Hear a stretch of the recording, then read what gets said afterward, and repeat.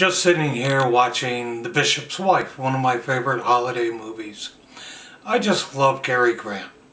But it's got me wanting a little bit of an English treat. So for the holidays in England, I'm going to make a banana walnut scone. Something delicious that'll go great with my tea. Now you may be thinking, well, the English aren't really known for their food. I think that's kind of a fallacy. But you watch the scones and you'll see how easy they are. And tell you, anyone can make them. For our banana walnut scones, I'm starting with 2 cups of whole wheat flour.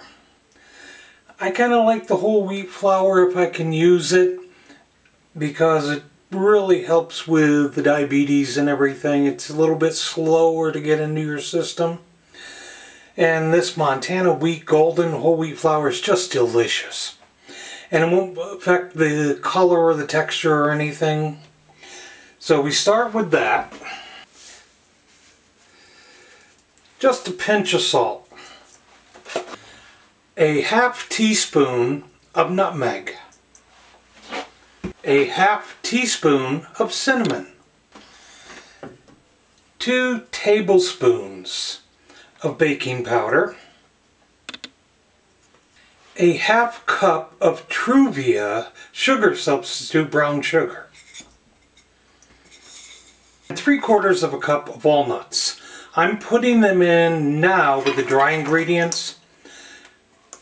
So when I mix it up, and then when I add the wet and mix it even further, it's going to break some of those nuts up into smaller pieces and all, or you can just chop it up ahead of time.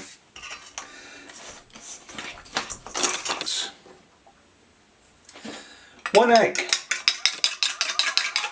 Mix that sucker up in there.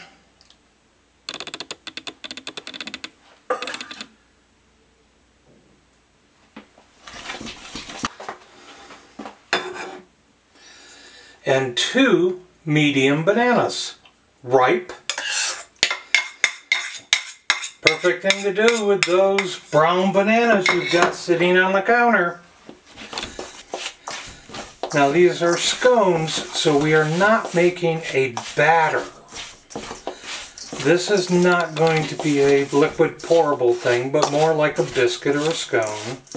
It'll be a solid dough. Now 1 teaspoon of vanilla.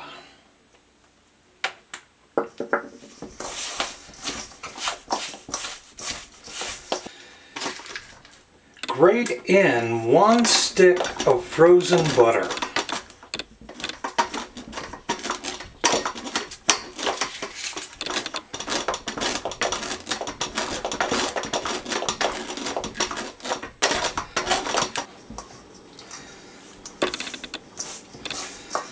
Now you want to fully incorporate this butter into your mixture.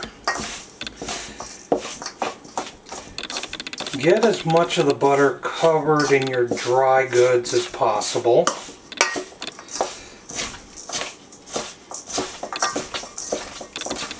This already smells like banana bread. But it's a nice simple scone. To this I add a teaspoon of lemon juice to react with the milk and the butter, give us a nice rise, and 3/4 of a cup of milk. Now if your bananas are a little wetter, you may need to cut back on the milk a little bit. You can use your own judgment like that. You don't want this too wet. See that consistency? That's about what you want. Now that we have it all blended up, we're going to get in there with our hands. This should always be the last thing you do with any scone or any biscuit, because if you warm the butter too much, you won't get those layers and the flakiness as it rises. But we're going to keep going in here, and we're going to fold this over and over and over. See, this is just a touch wet. So what do? You just add a little more flour. You always should have a little bit of flour set aside anyhow for your board work when you're done. So we'll just press this in as we fold. So the last thing you do is get this up into a ball for your board. You're going to need to flour your board liberally to keep the scones from sticking.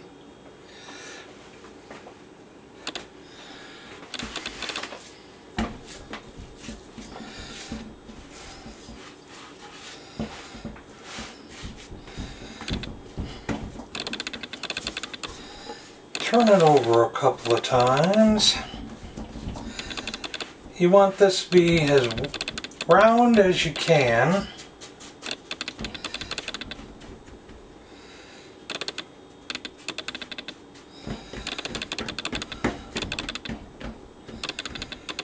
Just like that. And then we cut it before we put it in the oven. I always preheat my oven to 350. And for the scones and all, I have a cast iron pan that I put them on.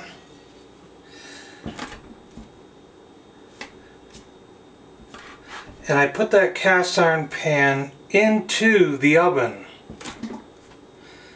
to heat. Because I want to put these on a nice hot pan.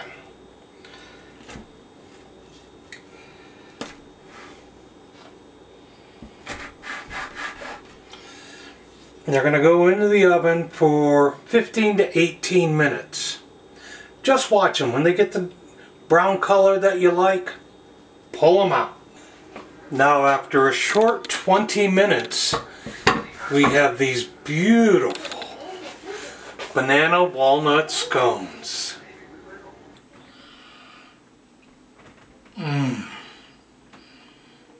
These are so good.